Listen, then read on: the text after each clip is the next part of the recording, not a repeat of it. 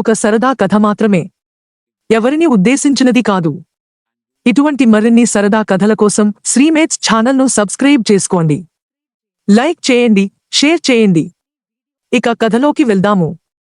ఒకప్పుడు ఒక ఏనుగు మరణించింది. ఆ ఏనుగు యమలోకం చేరింది. అక్కడ యమధర్మరాజుతో ఆసక్తికరమైన సంభాషణ జరిగింది. ఆ సంభాషణ మానవ విలువలను గుర్తుచేసే ఓ కథ.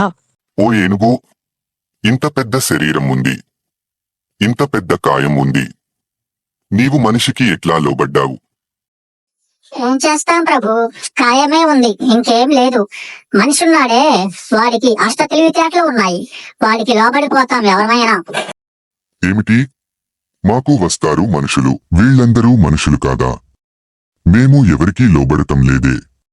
నీవు తెలివి తక్కువగా దొరికావు. ఆహాహా.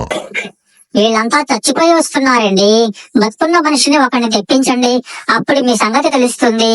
బతుకున్న వాడిని తెప్పిస్తే ఎవడైనా లొంగవలసిందే. యమధర్మరాజుకు ఆశ్చర్యం వేసింది.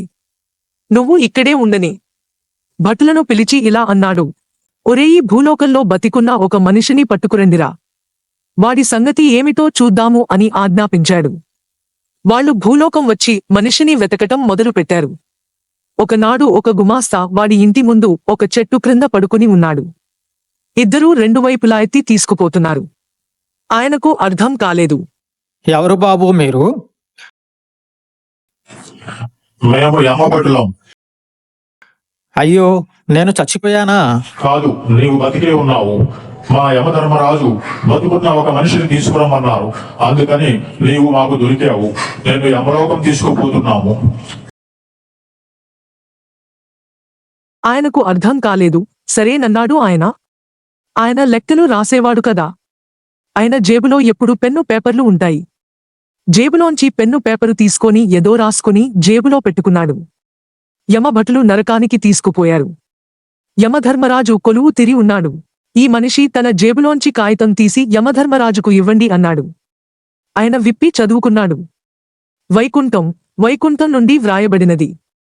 నీవు చాలా శ్రమ పడుతున్నావు, నా మనిషిని వాడుకో, ఇట్లు శ్రీమన్నారాయణుడు చేవ్రాలు అని ఉంది. అలాగా ప్రభు, ఇది శ్రీమన్నారాయణుడి ఆజ్ఞ. ఇతన్ని సింహాసనం మీద ఎక్కించండి. గుమాస్తా సింహాసనం ఎక్కి నిర్ణయాలు తీసుకోవడం మొదలుపెట్టాడు. శ్రీమన్నారాయణుడు ఆజ్ఞ ఇచ్చాడు కదా, ఆజ్ఞ పాటించాలి కదా. ప్రక్కన కూర్చోబెట్టుకున్నాడు. ఈలోగా ఒక పాపి వచ్చాడు. వాడు గేదెలను పెంచి పాలు తీసి అమ్మేవాడు.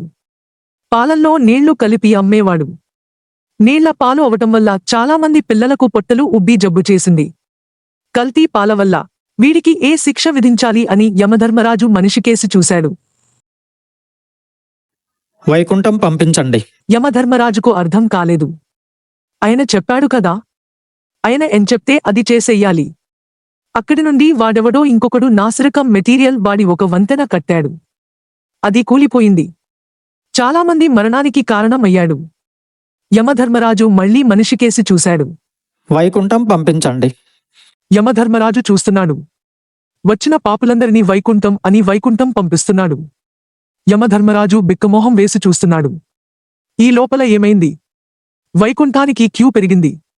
నరకలోకానికి వెళ్లే పాపులు ఎంతమంది ఉన్నారో అంతమంది వైకుంఠానికి వస్తున్నారు. విష్ణుమూర్తి చూస్తున్నాడు. ఏమిటి ఇంతమంది పాపులు వస్తున్నారు? ఓహో, అంత పుణ్యబలం పెరిగిందా భూలోకంలో?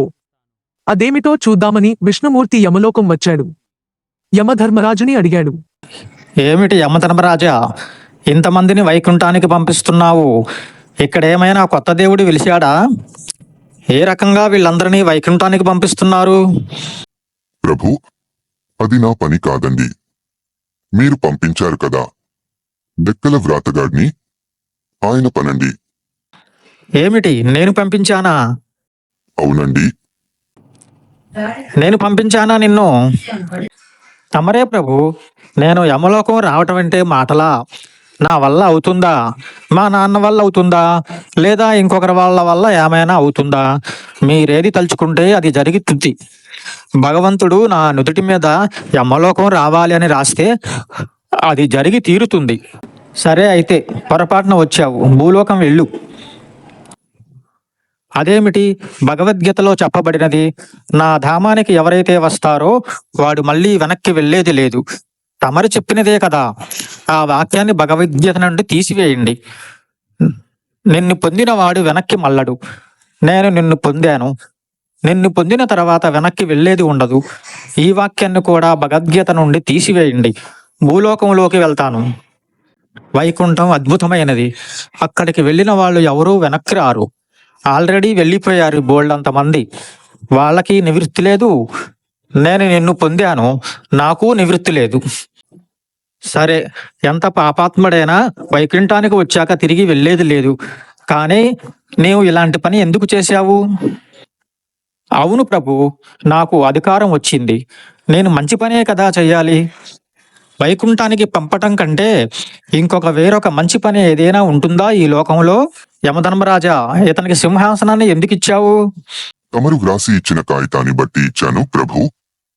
కాగితం నేను ఇచ్చానా? నేను రాశానా? కాగితం రాసింది నేనే ప్రభు. నువ్వెందుకు రాశావు? అవును, నా హృదయంలో భగవంతుడు ఉన్నాడు. నాకు ప్రచోదనం చేశాడు. నా హృదయంలో భగవంతుడు చెప్పాడు. ప్రాణుల హృదయంలో ఉంటానని భగవద్గీతలో చెప్పారు. ఆ వాక్యం కూడా తీసేయండి. నా హృదయంలో ఉన్న నీవు కాగితం రాయమని ప్రచోదనం కల్పించావు. ఆయన ఒప్పుకున్నాడు, నన్ను ఎక్కించాడు, నేను పంపిస్తున్నాను. అధికారంలో ఉన్నవాడు చేయవలసిన పని ఏమిటి? మంచి పని. నేను అదే చేశాను. అరే, వీడిని ఎక్కడి నుంచి తీసుకొచ్చారా? అంటే బతుకున్న మనిషిని తీసుకురమ్మన్నారుగా, అంటే తీసుకొచ్చాము ప్రభు.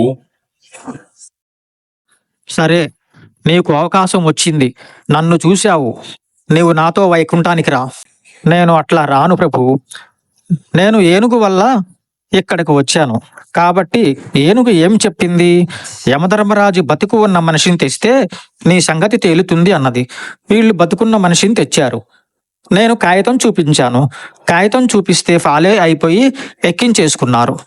ఇప్పుడు భగవంతుడిని చేరిన వాడు భూలోకానికి వెళ్ళడు. ఇప్పుడు తెలిసింది.